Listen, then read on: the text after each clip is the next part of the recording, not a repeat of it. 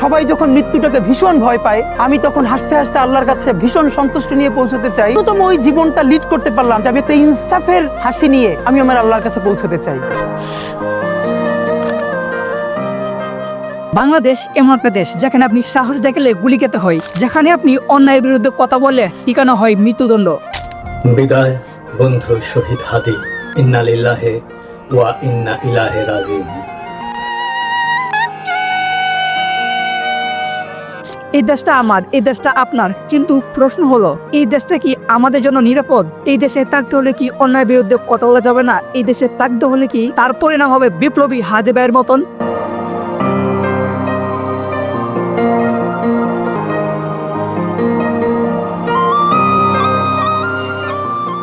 আজ আমি কোনো রাজনৈতিক বিষয় নিয়ে কথা বলতে আসিনি। আমি এসেছি একজন ভাই হিসেবে, একজন সাধারণ মানুষের কণ্ঠস্বর নিয়ে।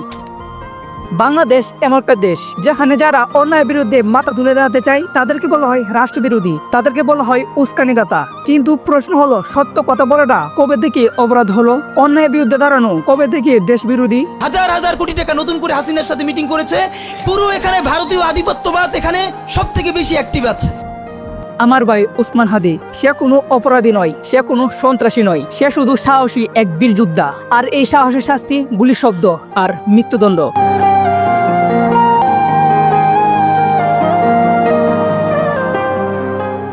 আজ আমি প্রশ্ন করি, আমার ভাইয়ের নিরাপত্তা কোথায়? সে তো কোনো অন্যায় করেনি। আমরা এমন একটা দেশে বাস করি যেখানে ঘর থেকে বের হলে কোনো নিশ্চয়তা নয় আবার জীবিত ফিরে আসবো কিনা। ক্ষমতার নেশা এই দেশে কিছু মানুষকে হিংস্র জানোয়ার বানিয়ে ফেলছে। গদিতে বসলে মানুষ আর মানুষ থাকে না, তারা হয়ে ওঠে অমানবিক। এই দেশের সমস্যা একজন মানুষ না, সমস্যা হলো একটা সিস্টেম, একটা সেক্টর বস, একজন বস। সে একা কিছু করতে পারে না। কিন্তু আমরা যদি সবাই চুপ থাকি তাহলে অন্যায় আরো শক্তিশালী হবে। সত্যকে চাপা দেওয়া যায় কিন্তু মুছে ফেলা যায় না। অন্যায়ের বিরুদ্ধে শুধু একজন হাদি নয়, আমাদের সবাইকে একত্র হতে হবে। ভয়ের সালাম নয়, মন থেকে এমন একটা দেশ চাই যেই দেশে রাজনীতি থাকবে শুধু সাধারণ মানুষের জন্য, যে দেশে হাদি ভাইয়ের মতন মানুষরা যেন অকালে না হারিয়ে যায়।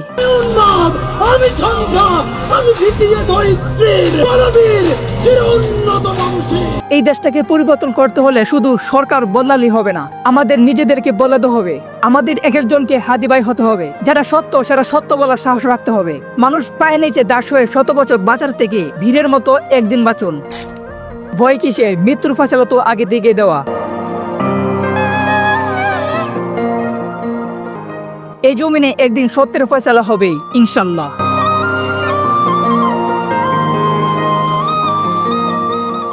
আমরা সবাই ওসমান হাদি ভাইয়ের জন্য মন থেকে দোয়া করি, মহান আল্লাহ তাআলা তাকে শহীদের কাতারে রাখুক এবং তার সাথে আমাদের এই দেশটাকে অন্যায় মুক্ত করুক। যদি আপনি মনে করেন এই ভিডিওটা শুধু আমার কথা না আপনার কথাও, তাহলে চুপ থাকবেন না। অন্যায়ের বিরুদ্ধে কথা বলুন, অন্যায়ের বিরুদ্ধে লড়ে চলুন আর গর্জে উঠুন। আমরা সবাই হাদি ভাই, আমরা সবাই অন্যায়ের বিরুদ্ধে লড়তে চাই। কারণ বিড়ালের মতন 500 বছর বেঁচে থেকে লাভ নেই, সিংহের মতন 1 ঘন্টা বেঁচে থাকতে চাই।